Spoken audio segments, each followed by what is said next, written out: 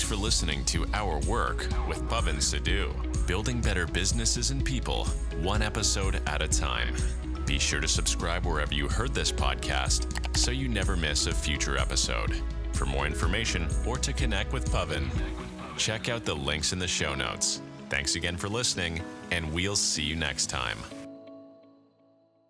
So welcome back to Our Work podcast. Today we get to talk to Ritu Malhotra. Thank you so much for doing this. Oh, you're welcome. It's great to have this conversation with you today. Yeah. So Ritu, in your day job, you are the president and CEO of March Consulting here in Saskatoon. Yep. Impressive. So we're going to dive into that. But before we go there, I was looking back at the notes I took from our first conversation, and I think it's so interesting that you studied AI like 20 plus years ago. So I wanted to just jump in with artificial intelligence. And so tell me about your education in it and just, your baseline foundation in AI. Okay. Well, artificial intelligence, I kind of got introduced to it in my bachelor's, which was, now I'm dating myself, many, many years ago. Did a project in my final year of engineering, my Bachelor of Engineering on artificial neural networks. That's how I got introduced to it.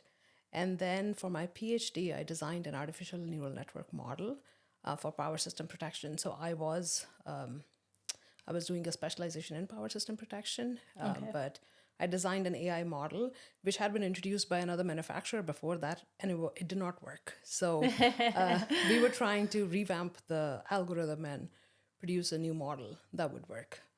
Unfortunately, could not patent it. We wanted to do it, but kind of ran out of time, and I was off to doing work instead of studying. So okay, so I'm sure watching over the last few years as it's become this big topic again, what are your thoughts on it today?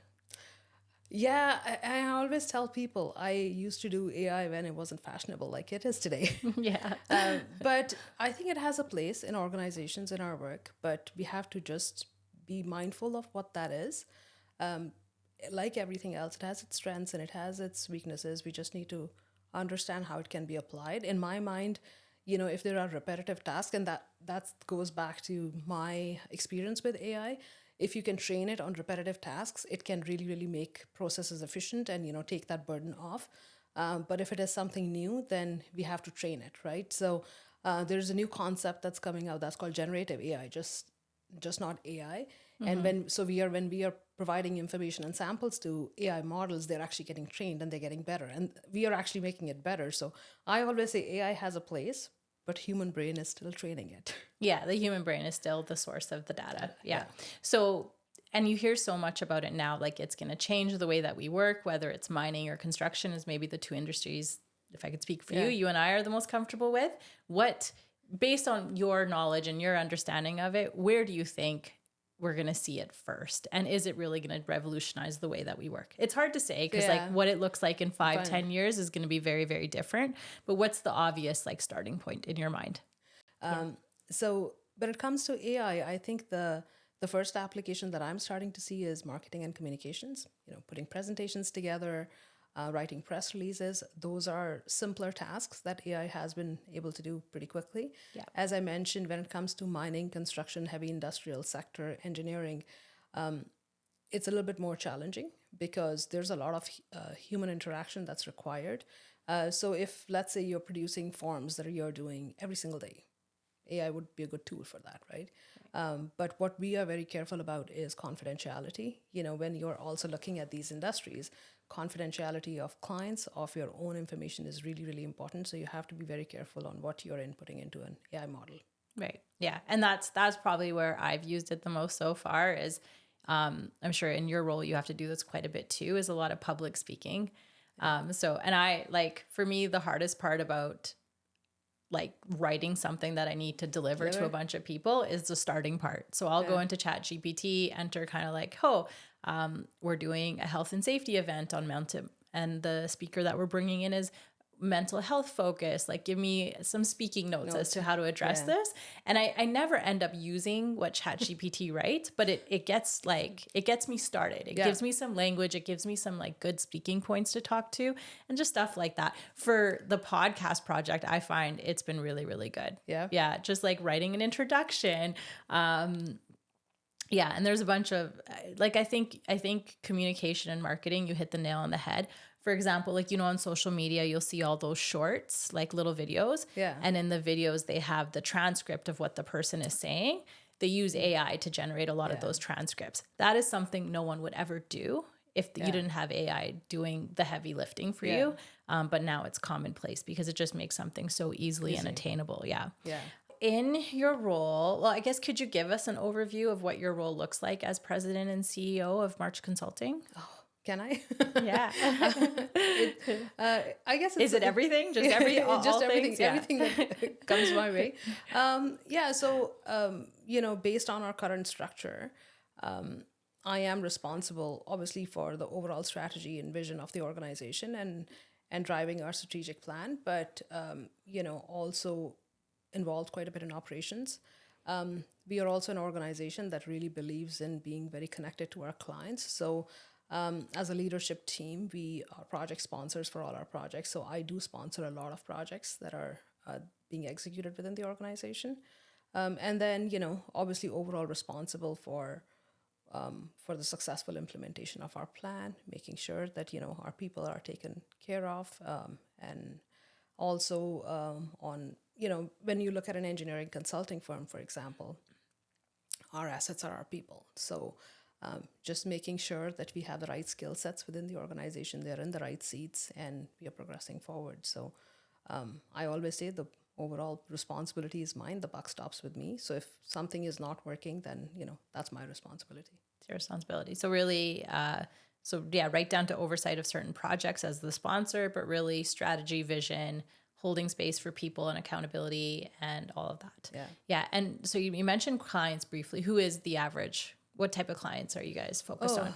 We work for pretty much every potash client in the province, every uranium client almost, like the operating uranium mills and mines, as I say, Cameco, Rano are big clients. Okay. So is Nutrien, Mosaic, BHP, K+S. So we're working with all of them right now. A lot of the big mining. Yeah. And the smaller ones as well, Western Potash, Can Pacific Potash, and so on. So. Okay. Yeah. And so what, and again, you're not going to be able to tell me everything. I understand that, but at a high level, how would you summarize what your strategy or your vision is? More so what your vision is for March Consulting. So our vision is really based on 3 pillars of our organization. That's taking care of our clients, taking care of our people, and taking care of the communities that we operate in. So those are the 3 factors that we consider into every work that we do. In 25 years ago when March was started, there's a few people from a previous engineering company that was shut down in Saskatchewan. They believed in the economy of Saskatchewan. They believed in the relationships. So they refused to leave the province and they started March. And even today, that premise stays. That's always at the forefront of what we do as an organization.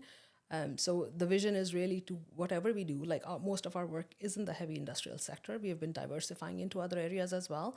But whatever we do, it's always making sure that we have the right partners, whether it's internal or external clients, that we have those relationships that will make us successful. Yeah.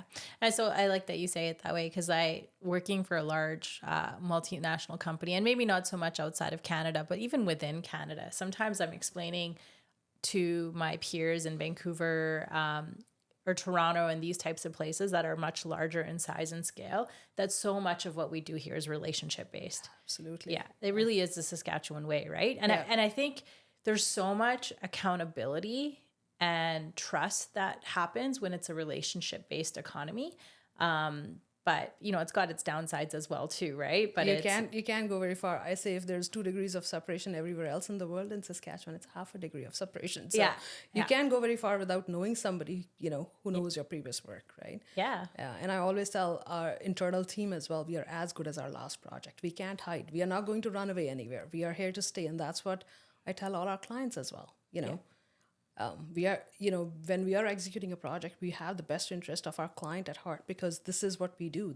We are going to stay here. We are not going to come in, do that project, and if it doesn't go well, just leave, right? Yeah. So yeah, no, and again, that's so important, right? You can't to complete a project successfully, it's not to spec or to design necessarily, it's to the client satisfaction. And that can be a moving target sometimes. Yeah. But in this market, in this economy here, like there's no other way of doing business. And like, which is fantastic, right? Because you also then are dealing with people over and over again. There's some trust and history built as well too. But it does hold, it's a whole other level of accountability than I think larger markets really kind of have to experience. Yeah. So, and you talked a little bit about it, right? So, everything is around people, community, clients, and internally as well, right? And a lot of conversation, because I think when I first chatted with you about this, I talked to you about it being a podcast about business. I've realized very quickly in the 6 or 7 months that I've been doing this is business is people. So essentially this is a podcast about people, right? So talk to me about your, and I don't want to say like your values around leadership, but how would you determine, or how would you describe your style or the way that you relate and connect with people and that side of it, like the leadership side of it internally specifically? I don't know if I'd call it leadership, but my philosophy always has been being very open and transparent. At March we've gone through some really tough times as well, and then we were coming out of that and the pandemic hit, and then now we've been on a crazy growth trajectory for the last number of years. But it's always come down to being open and transparent with people. When we were not doing very well, I was very open with the internal team on where we were going, and there was a lot of support internally. I think that's a key, because no one wants to be left in the dark. I always say that it's not that we have team members. We actually are responsible for their families, because if they don't have a career or a job with us, it's the whole family that's impacted, right? So if you start seeing yourself in that light, then you think they need to know what's going on in the organization. They need to understand where they are going within the organization. So that has worked really, really well for us in the long term, and that's what we try to do. When it comes to, that's just a part of the leadership, right? But there are certain times when you have to make tough decisions, because there is no other way, right? So it really depends on the situation. I don't think I have a style of leadership. I think it really depends on the situation. So, when we were in a crisis mode during pandemic, we had to make a decision of shutting down our office on a Sunday. So there was no discussion, got the leadership team together and said, this is what we should do. And everybody agreed, and we just communicated, right? Right. In those cases, there is no time for consensus building, right? So, right, yeah. But then, when we were doing our strategic plan about 3 or 4 years ago now, we got the input from board, we got input from the whole team internally. We talked about what our values were, where we wanted to go. So that's, it depends on the situation. In that case, we did a large exercise within the organization to understand, how everybody saw the organization and where we should be going, right? So it really depends on the situation. Yeah, we talked a little bit about it when we first met. March has a very interesting approach to how they develop strategy and execute strategy. Can you talk about that a little bit? So we have done it a couple different ways over the last few years. We have done it risk-based. So we start with, what are some of the risks that are facing the organization? And then we will, based on the risks, we'll put some controls in place, and they essentially become our strategic goals. And we have done the other way around as well, just understanding who we are as an organization, where do we want to go, and, then come up with the goals. And what I have seen is, if you do this right, you can start either way and you kind of meet in the middle, and it should all match up. But, right. If there is a gap, then you go back and reassess on what happened. But, we take a very risk-based approach to our organization's strategic plan. It goes back to the conversation that we had about diversification. Like, is diversification right for your organization? It depends on what risks are facing your organization, whether they're market risks, whether there's, factors that are playing into your business that might impact you, and that might actually tie into, how you want to move forward on your strategic goals. Yeah, very cool. You talk about the tough decision. And when I was looking over kind of your LinkedIn profile, I noticed that you moved into the president CEO role in 2018. Technically, yes. Unofficially in 2017. Okay. Yeah, officially in 2018. Okay. So a little bit of parallel between you and I there, because I moved into the GM role in 17 and then 18 were fantastic years in Saskatchewan from an economy perspective. And then I don't know about specific to your world and your clientele, but in 2019, like the bottom fell out for construction. Similar in your space? It's a little bit different because I always say engineering comes right before construction. So, we were like, when I came into the position, I was appointed because we were in a very tough spot and they needed somebody to get us out of that, right? So we had already gone through that big phase of engineering, and it was 2017, 2018 might be really good years because that construction was finishing up at that time. Right. But then, because we were primarily dependent on the mining industry at that time, it was really, really tough years, right? Yeah. And we started coming out of it in end of 2019, 2020, and then we were faced with the pandemic. So, but we did well, right? Because of the relationships that we had built over, like, I think 2018 to 2020 or 2017 to 2020, we really, really, rebuilt all those relationships that we had lost over the years because of, being busy on some really large projects and not focusing on our core. And execution. Yeah. And that helped us through the pandemic, right? Those clients that we had built relationships with, they worked really, really closely with us. Okay, how do we make this work? How do we go through this slowdown together so that, when economy picks back up, that we're ready to go. Right. Yeah. We didn't have to lay anybody off during COVID. So okay. Well, that's success, right? Like that's a measure of success in those times. Yeah. But again, it goes back to having those very honest conversations internally and with clients. That we don't want to lose anybody. So what can we do to help retain them? And and correct me if I'm wrong, but one of your guys' strategies during that time was diversifying your customer base. Yeah. Talk to me about why and how that played out. Well, I think diversification is important to every business. Depends on what kind of business you are. You could have a very niche business and you may not need to diversify. You might have to just look for more customers in your space.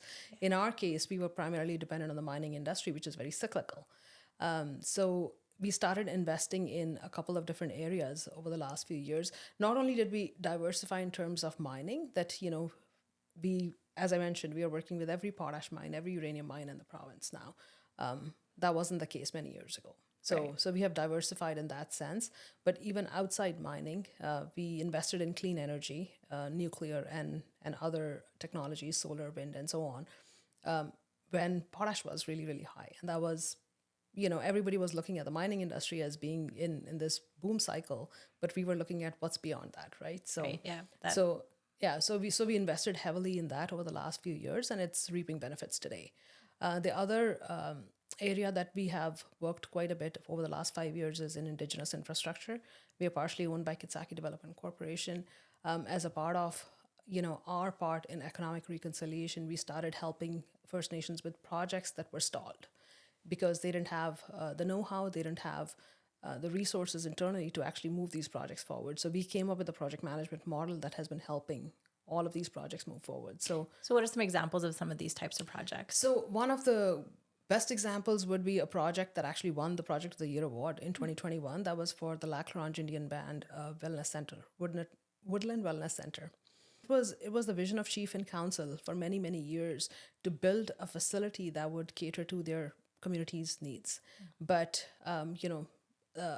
Indigenous Services Canada has specific funding requirements due to which the project has to meet certain criteria, but the band was willing to invest their own money as well as federal funds to build this facility. So they needed a project manager who can tie in the community piece with how the construction should be done, how the architect should work. So we were the project manager for the whole project, bringing all these stakeholders in, making sure that you are using best principles of project management, but tying it with what the community needs. So what are the cultural aspects? What are the community needs for that facility? Right. Tying all of that together into a project.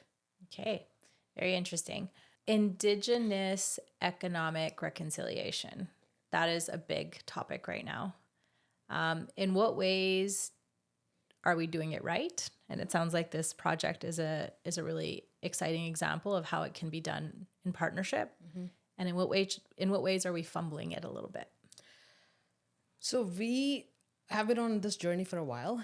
Kitsaki Development Corporation, that's the economic branch of the Lac La Ronge Indian Band, they actually bought into March in 2014. So it's been 10 years already. We started doing these projects about 5 or 6 years ago now. But, why we made sure that we were already down that path, or why we got into this partnership with Kitsaki was that we wanted to make sure that we are not only doing our part in economic reconciliation, but also aligning ourselves with an organization that has similar values to us. So I think there is a lot of tokenism when it comes to Indigenous, participation in projects. And I've always said that we wanted to make sure that we were doing our part by actually increasing Indigenous employment in STEM fields, which is really, really underrepresented right now. And it's not, and I always say it is not an overnight change. It is a generational change. But we wanted to provide those opportunities to be able to tell Indigenous talent that exists today that they have opportunities that they can come and work for us. Right. So we have been putting training programs in place to make sure that we can train them, and then, so that they can understand that they can come and work for us. It's a safe space. Also understanding that everybody's coming from a very different place. They have different perspectives. They've had different experiences. Right. And you have to account for those. It's not easy. But if we don't do it, then we are losing a huge opportunity in the province. Yeah. And to your point, it's going to take time, right? So we need to start now in big ways if we're going to move the needle in a meaningful way. Yeah. So just hearing about the timing of some of the strategic, and I don't want to call them strategic decisions, but they were essentially strategic decisions to diversify into clean energy. I think a lot of forward-thinking boards and CEOs were starting to look at that around that time.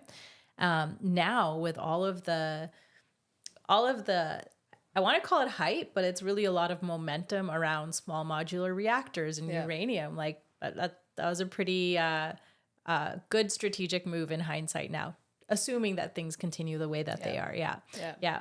Now, my personal perspective, I'm a little bit biased because my husband works in uranium mining, but I personally feel like that's the way to go. And that's the way that we really can make some big pivotal changes. What's your perspective? Small modular reactors, uranium, where do you see this momentum taking us?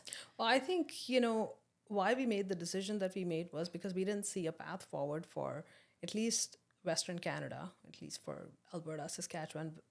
We can't decarbonize our grid without nuclear. No. We do not have hydro. We don't have any other clean sources of base power. So nuclear is a really good option. Yes, in the past, there has been negative connotations about it. But I think what we need to understand is all the advances that the nuclear industry has made over years, like how safe it is becoming. And, for a province that provides uranium to the whole world, we have the skills already in the province that can be really transferred to the nuclear sector, right, for nuclear power. So that is something that, I thought that there was a lot of potential for. And as we are seeing, it's playing out that way. I hope the momentum continues. I think we need it. Yes. Yeah, because to your point, like there was some negative connotations, and I think there's just general, people don't understand it very well. Exactly. It comes from a place of education more than anything else. I think we need to educate more people on what the technology is. We are taking part in some nuclear education moving forward in the province as well because of that, because we really think if we can't, from a technical point of view, if we can't explain what the technology is, then we can't educate people and they can't understand and we can't get that support. So I think it has to be all hands on deck approach when it comes to implementing nuclear in the province. At a very high level, summarized way, can you explain it? Nuclear technology? Yeah. I have to get into physics. Okay, yeah, that won't be simple. What I can talk about is the difference between big nuclear and small modular reactors, right? So, a lot of people don't realize that Ontario's power, about 50 to 60% comes from nuclear. Yeah, they're already doing it. They've been doing it for years. People live in the vicinity of nuclear power stations and they don't even realize it, right? So, because we are so used to reliable power in this country. Right. But, the nuclear reactors that are being used in Ontario are large nuclear reactors based on CANDU technology, which is a Canadian technology which uses uranium that is not enriched. So, we produce uranium that can be used directly in CANDU reactors. What SMRs are doing is now it's a smaller scale. So if a large reactor is 1,500 to 2,000 megawatts, small modular reactors are about 300 megawatts. So, bringing them down. And nuclear projects also have had the history of being over budget and, delayed and so on. So what they are trying to do is, how do we make them smaller but still economical? Because why they have always been done on a larger scale is because they become more economical as they become larger. Right. So how do you take a factory approach and essentially, like the car industry, like the automotive industry, can you take parts from different cars and make a car that's going to work, but at a smaller scale? So, that's where the nuclear industry is investigating into SMRs. There's a lot of different technology vendors who are working on it. So I'm hoping that this will move forward because, for smaller provinces like Saskatchewan, it would be a game changer. Absolutely. Yeah. So in thinking about all these different things, there's some diversification, there's a little bit of economic development and some really value-based strategic decisions. There's a bunch of different stakeholders. As you've walked down this path since 2017, 2018, is there any big lessons learned or, any corrections you've had to make over the last, I guess it's been 6 years now? Yeah, I mean, there's always lessons to be learned, right? Yeah. If you're like, I am a big believer of continuous learning. So you're always learning and course correcting as needed.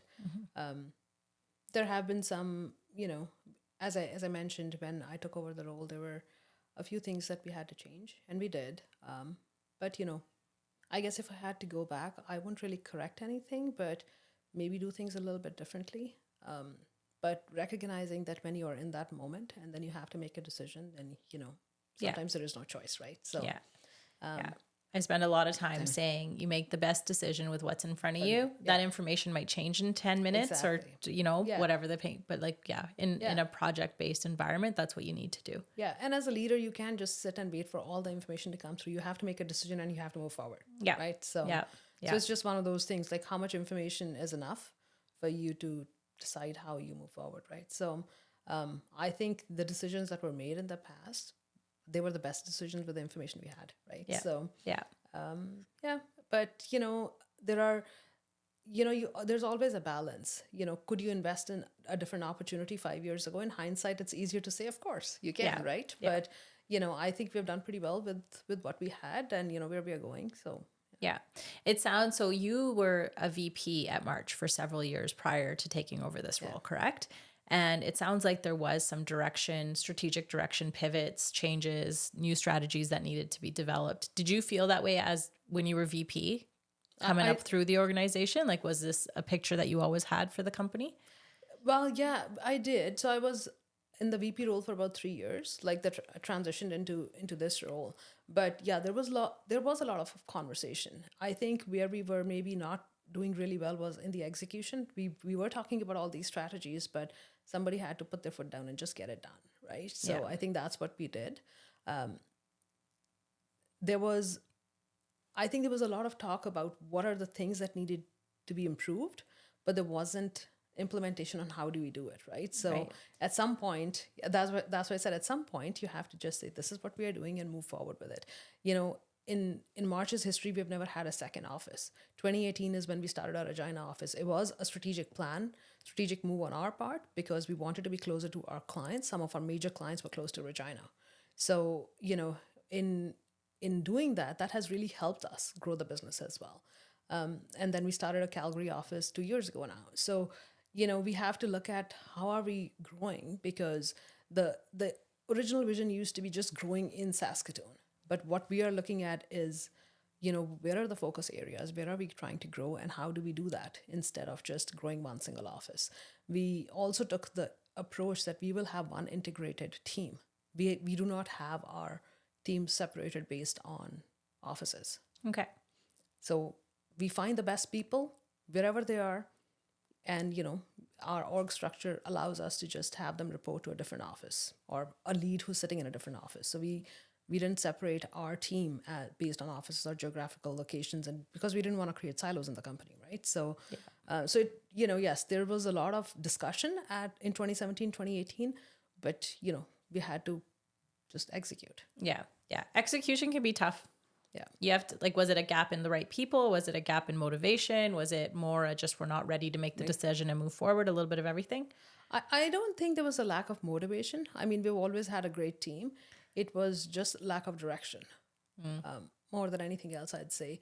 And, you can have the greatest plans, but if you don't implement it, it's worth nothing, right? So, yeah, for sure. Yeah. Execution doesn't get enough credit sometimes. yeah.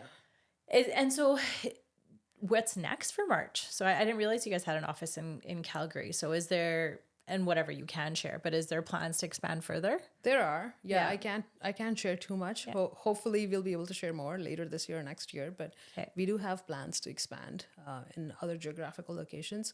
What that may be is still being assessed. So yeah. And again, goes back to execution. Now that we have experience from starting a second office and a third office, there's a lot of lessons learned on how to do and how not to do. So, we're just making sure that we are being very sensitive about where we go next. Yeah, absolutely. So, and this again might be something you can't necessarily divulge, but I'd assume a lot of the competition for March is multinational or, province-wise anyways, consulting firms. Yeah. We are in kind of a middle spot. We are not a small engineering firm. We are Saskatchewan's largest engineering firm that's locally owned. So we compete with the large multinationals as well as work with them. And, for smaller projects, we do compete with local ones as well. But we have more mature systems set up and so on, and multidiscipline. And a lot of local firms will not be multidiscipline. They'll have one or two disciplines that are very strong. Okay. So we find ourselves in this great spot, and we want to make sure we are capitalizing on it. Yeah. Awesome. Okay, so in addition to this, you're on at least 3 boards that I saw. Yes. Is that right? 3? Yes, I am down to 3 boards. You're down to 3. Was it much more before? It was 5 last year. 5. Okay, yeah, that's quite a bit. Yeah. And 2 girls? 2 girls. Yeah, how old? Almost 14 and almost 12. Almost 12. Okay, yeah. So busy there too, I'd imagine. Yeah. And your husband's got quite a large career. Yes. Yeah. What does he do, if you can share? Right now, he's saying that he's taking a 2-month retirement. But he was the president and CEO of IRD, International Road Dynamics, and he just completed that tenure a couple months ago now, and he is looking at his next opportunity right now. Oh, okay. That's exciting. Which I can't share right now. Yeah. No, fair enough. Yeah. And I ask a lot of guests that have a lot going on personally and professionally and it's been a similar theme that comes up, but I'm going to ask you anyways, work-life balance. I think we all now agree it doesn't really exist, but that's quite a bit to balance. Yeah. I think it all depends on, your relationship, and you have to always make decisions and sacrifices, right? So we decided really early on that, there are certain things that we will do and we will not do, right? And then with my husband's career and my career, there's been lots of times when, we had to pick one. Okay, he needs to be somewhere, but I need to be somewhere. Which one takes priority this time, right? So having that open communication. And for our girls, we were very careful on what all we were signing them up for, and we have had many conversations with them. They understand where we are coming from. So we haven't tried to restrict them in any way, but we have said, okay, let's limit your activities to 1 or 2, because it's just not feasible for us to do much more than that. Yeah. So that's been kind of some of those boundaries that you've set, is that But what we try to do is, as a family, we have traveled to many, many countries. We made that decision early on as well, that we don't want to wait till we retire to spend time with our kids, because everybody that I talk to, they're like, if I could do something different, that would be just going back and spending more time with our kids. Yeah. With our careers, we are not able to spend as much time as we want on a daily basis. So we try to take time off and go travel with them, so that, we can have some dedicated time with them. Yeah, it's those big value-based decisions, right? Yeah. Have you had help along the way?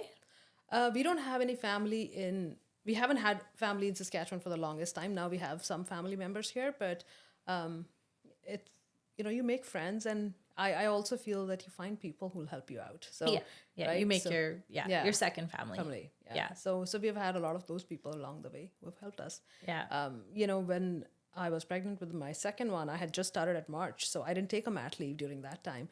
And I used to take her into the office. I was telling some of our team members, there's a lot of people who have helped me raise her, including leaving her in people's offices while I go attend a meeting, and she would just be sleeping. So so you make it work. You do make it work, So a couple of things you said there. So one, I remember when Nick and I were kind of figuring it all out, right around the time we had our first daughter. I read this Harvard Business Review article, And it talked about how you have to like basically have a strategy and prioritize one person's career over another's at certain times. Like you can't both take stretch roles or take on roles that have a lot of travel, for example. You kind of have to like take turns almost, right? I'm like, okay, like great in theory. How do you apply that? Yeah, it doesn't work. Doesn't work Life that way. doesn't work that way. Yeah. And I mean, there have been times when both of us have been away, and then friends have stepped in. Yeah. They're like, yeah, we'll take care of them for a day or two. You guys go do what you need to do, right? Yeah. So yeah. And how do your girls now as teenagers? They watch mommy and daddy flying all over the world, doing all this really interesting work, which they probably didn't understand for most of their childhood. Now I just imagine they're starting to grasp like the scope of the work that you and your husband do. How do they feel about it now? What do they say now? I don't know if they understand it now, but they just understand that we have really busy careers, and they're very careful about it, and they'll ask us, if so. Some of the lessons that they have learned from this, my daughter was telling one of her friends a couple of weeks ago who invited her last minute, and she's like, my mom can't just come and drop me last minute. So you have to plan this in advance and you have to let me know. It's like, okay, she's learning planning from me. Yeah. So that was an eye opener. I was like, okay, she is picking this up, that I can't just leave work and come and drop her somewhere, right? So yeah, that's good. Like it just gives me a little bit of perspective, because our daughter is very little. She's 3.5 years old, and she doesn't care now. She has this school environment that she really loves to go to. So it's not like every once in a while she's like, I want to stay home. It's like, no, mommy gets to go to work and daddy gets to go to work. So you get to go to school. Yeah. Like we always try to phrase it that way. But like also on the other side of it, as my parents are retiring and that like my in-laws have retired and stuff like that. Yeah. A lot of advice and a lot of people that look back say, I wish I would have spent more meaningful time with my kids. So it's a conversation that Nick and I have. Like, I feel like we're managing it very well. Like I think once in the 2.5 or like almost 3 years I've been back at work, we had a scheduling conflict where I had to be gone and Nick had to go. And my brother stepped in and took our daughter for a couple nights, and it worked out really well. Like we've made it work. In fact, it worked really good the first year I went back, because we had a nanny at home, and like recognized my privilege in being able to have a nanny at home. But it was really good. But the thing that Nick and I have now started kind of chatting about a little bit is we're making it work. Everything's falling into place. You're doing work you love. I'm doing work I love. Maya's thriving. But is this, looking back on it, is it going to be like, we should have let one thing go, or, created more time. Although how you do that, I don't know. But yeah, it's a conversation we've been having. Yeah. It's tough. But, I always say, again, you are in a certain situation, you're doing the best that you can. So, it's easy to say things in hindsight, but, when you are in a certain situation, make the best of it. The best decision in front of you. Yeah. So I try not to go back and have regrets, because we did the best we could at that time. Yeah. So, and if your girl's like, I personally think that there's a lot to be said about, especially for young girls, watching mom do work that she loves to do. That's really cool and rewarding. And like, I think that's really important for a lot of people, for them to see, like emulate one day. Right. Yeah, exactly. So we talked about this briefly when you and I chatted that day, and you talked about how you handle some of, whether it's young or just mothers and fathers that work for you in general, and how you're able to facilitate some balance when they need it. Now, understanding your path with bringing your second into the office and having the opportunity to do that, I can understand the motivation. But talk to me about how, as a working mother who's a CEO of this company, kind of some decisions that you've made that's helped facilitate that for the people that work for you.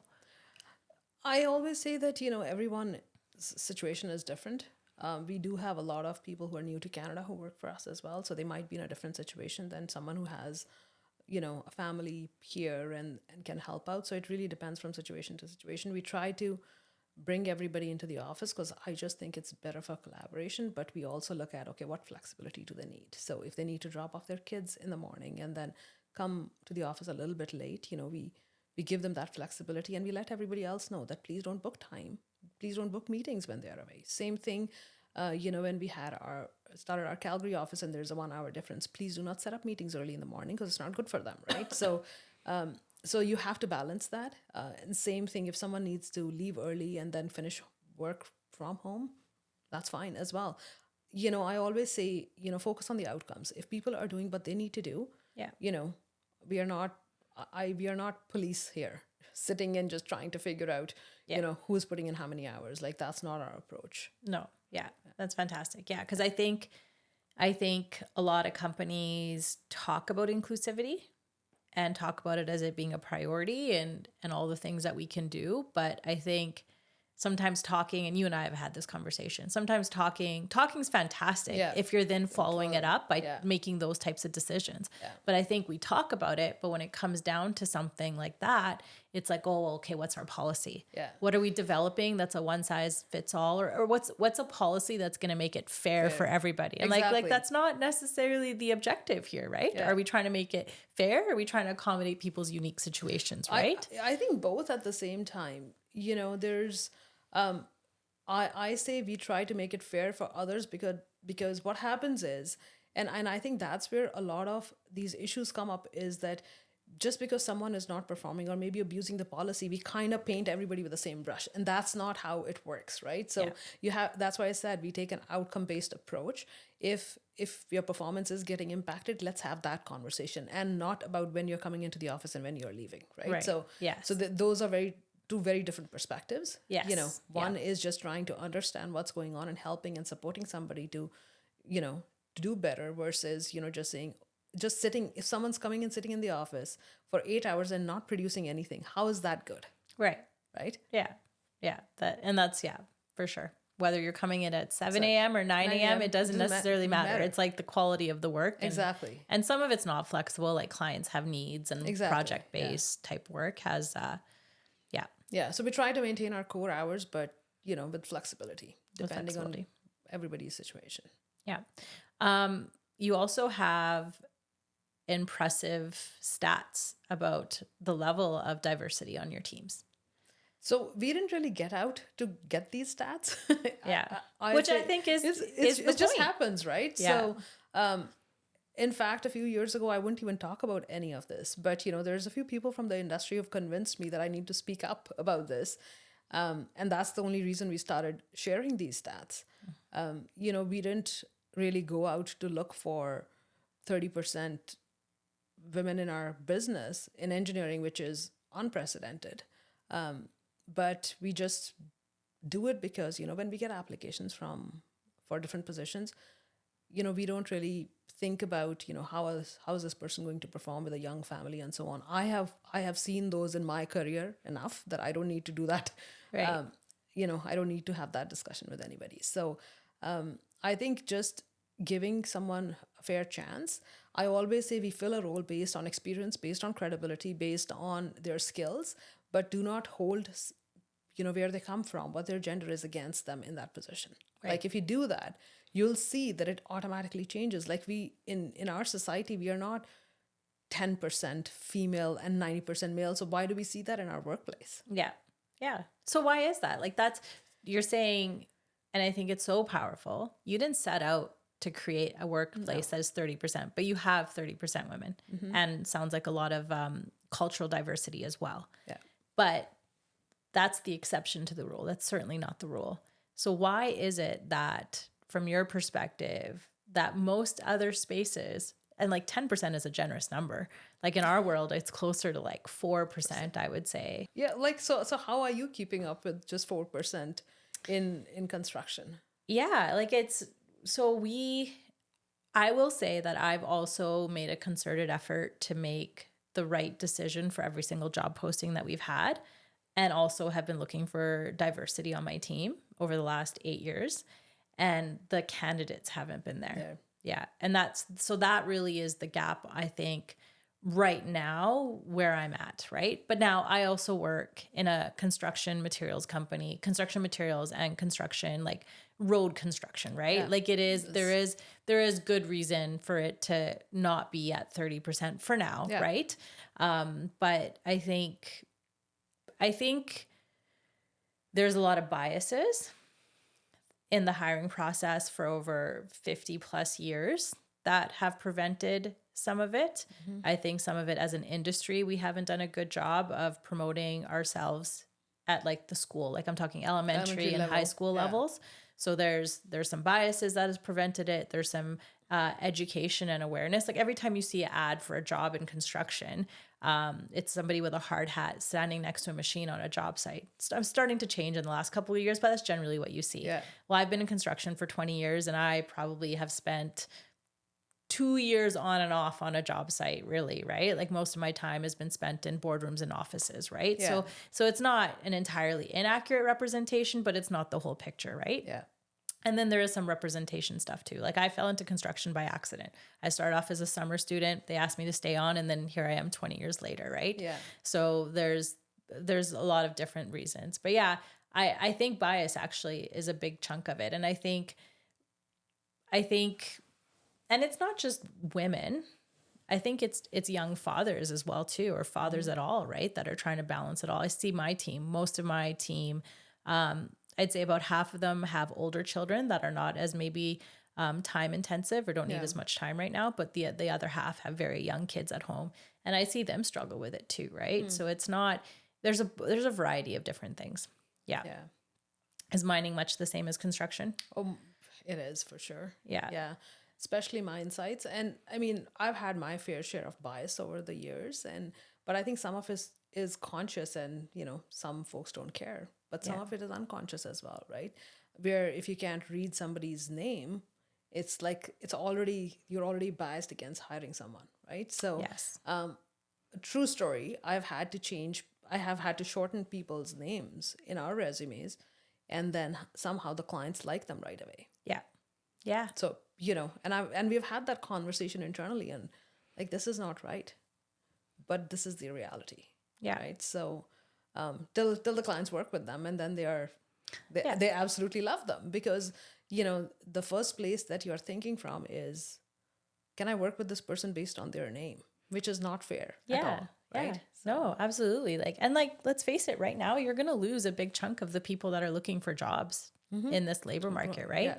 But sorry, you talk about biases, and sounds like probably some sexism and racism. Because to me, it's like, if you're doing it intentionally, it's no longer a bias. It's a problem. Yeah. But that's another story. What kind of biases do you feel like you've had to address? I think there are lots of times when people are not doing it deliberately. They're like, I have heard comments on my insights saying, "Oh, your clothes will get dirty if I take you to site, so maybe you shouldn't." It's like, just because I am who I am, like, you won't say that to a male. No, probably right? not. Yeah. So, Or people just assuming that I must be a project coordinator at March. I must be a marketing coordinator at March. Like, I must have, a typical cliche job title. Yeah, for sure. Something. Yeah. I make one of my colleagues for a couple of years. I made him very uncomfortable when I was running the ready mix plant here in Saskatoon. At that point, we were doing a lot of larger industrial work. And we would sit in these meetings and, dealing with specification, design, whatever, solving a problem on a job site. And the conversation would go round and round for 30, 45 minutes, an hour. And then at the end of it, they would look to him to make a decision every single time. And he'd be like, listen, you got to talk to her. She's the one making a decision here. Yeah. But yeah, like every single time I would just like be really, really quiet and just let it happen. And like we had a chuckle. So anyways, we counted. It happened 9 times in a year. Yeah. So I always say like the topic of inclusivity is really important to me, because I feel like I'm finally at the point now where I can maybe inspire some change, have a bit of an impact to create the tables around, or be around tables that I want to be at. But like, I didn't go through a time over the last 20 years. Like, I didn't have any in my face, like sexism or racism or anything like that, maybe behind my back, but whatever. It didn't impact me because I didn't hear it. But there was a lot of like gray type situations where it's like, I just always I would feel like the biases that I dealt with were 2 in nature. One was being underestimated every step of the way, which also kind of worked out into my advantage. So there's opportunity in every like situation as well too. But then on the flip side, so yeah, the being underestimating me every step of the way. And then the other thing is I felt, and still till this day sometimes feel like people aren't ready to hear me be very opinionated. That's not something that they're necessarily comfortable hearing from a woman. Yeah. Have you ever experienced anything like that? I have experience, but I don't care. Yeah. I have never cared. I like that. It's like, I'm sorry, it is what it is. Yeah. Yeah. So, well, when you're making the decisions that you've been making and how you've led March over the last like 7-8 years, nobody should care. well, I don't know. Maybe they do, but I have never lived my life, living by other people's standards, and I don't intend to. Yeah. If I can live with myself, if I am honest and, self-conscious and making the right decisions based on my values, I really don't care what people think. So have you always felt that way? Or is that something I have. I was, as a young girl, I guess, when I was, so I come from a family of business people. There is no engineer in my family, at least wasn't for many years. Now we have some in extended family and so on. Yeah. But my parents didn't want me to go into engineering. Like that wasn't a role that was envisioned for females. But yeah, I pushed through. There was a lot of resistance within the family for me to go into this field, but I didn't. Yeah. It didn't stop me. It didn't stop you. No. Yeah, good for you.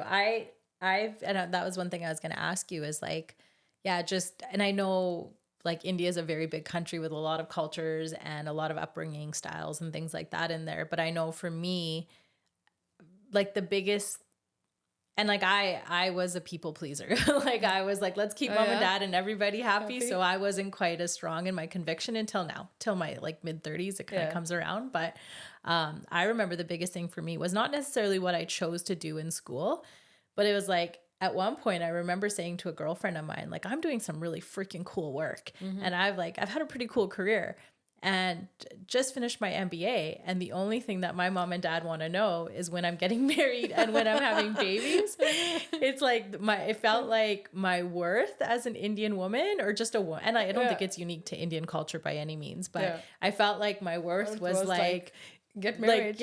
Like, are you with a man? Are you partnered? Because my dad always used to say, well, I won't have to worry about you once you're married. Like, Dad, do you have to worry about me now?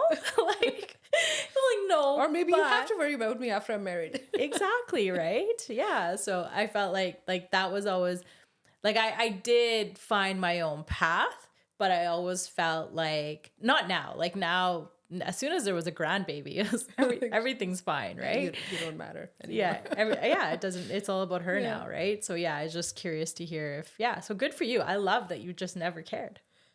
Yeah, it wasn't easy, but my mom still tells me till date, she's like, once you've said anything, like there's no way, like she knows I'm not going to turn back and say I'm not doing it. So she's like, okay, whatever. No, so they know they just need to give up. So you just have to give up. Yeah. Well, there was, they didn't want me to go through engineering and I went and got a PhD. But, once I did, my dad was really proud and he would tell everybody that, my daughter's a doctor. So not the real one, but.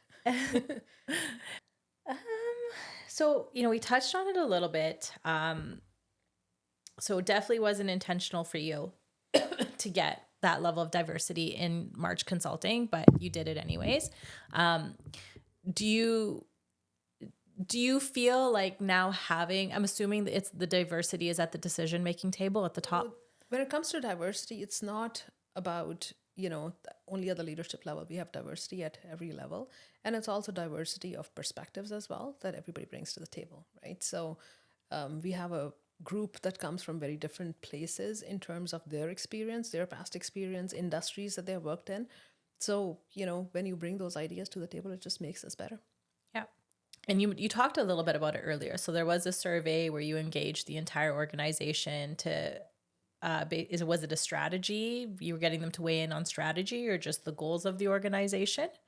It wasn't a survey. We actually got everybody into a room and we actually put, we had flip charts all over the place and we just asked everybody, what do you think what are our strengths? Like, what can we do better? What do we need to work on? And that's how we actually came up with our strat plan the first time back in 2018, 2019. Wow. Okay. And do you feel like, and you talked about it, but you are getting diversity of thought and opinions and better debate at that table because you have more diverse of a group? Yeah, absolutely. And we are getting it at every level. Like even our board, we have a lot of different diverse experiences at our board as well. We have Indigenous perspectives, we have financial, we have, based on obviously on skills, but again, goes back to, we were not looking for getting a almost a half board in terms of gender, but it just happened based on skills, right? So, and then coming to the leadership level, same thing, and then through senior management and every single level in our organization.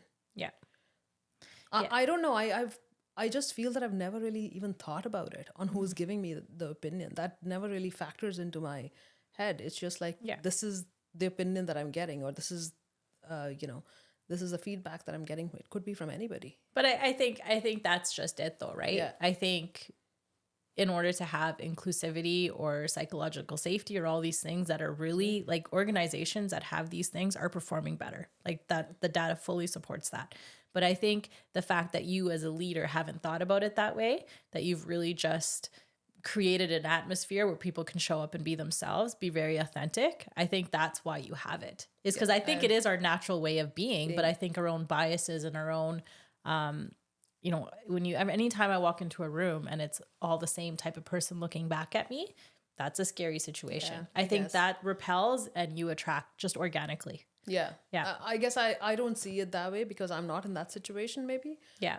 But, I've never really thought about, it's, we are at a table, we're all equals and we all have equal say. Lots of times when we do our strat planning sessions, I chair the meeting. I'm like, so I'm not going to say anything. So here's the document. The document will stay empty if everybody doesn't participate. I am not saying anything. So, we get great participation. Yeah. And then, you come up with a plan that everybody has put together themselves, and you don't have to worry about buy-in because that's their plan. Yeah Very good. So. I don't know about you, but I don't get to see a lot of Indian women in my space or really mining in Saskatchewan. So I have so much respect for you, and I think you're doing the coolest work, and I really appreciate you taking the time to come do this with me. No, thank you for inviting, and I enjoyed our conversation. Yeah, me too. Yeah. Thank you. Thanks for listening to Our Work with Pavan Sidhu, building better businesses and people, one episode at a time. Be sure to subscribe wherever you heard this podcast so you never miss a future episode. For more information or to connect with Pavan, check out the links in the show notes. Thanks again for listening, and we'll see you next time.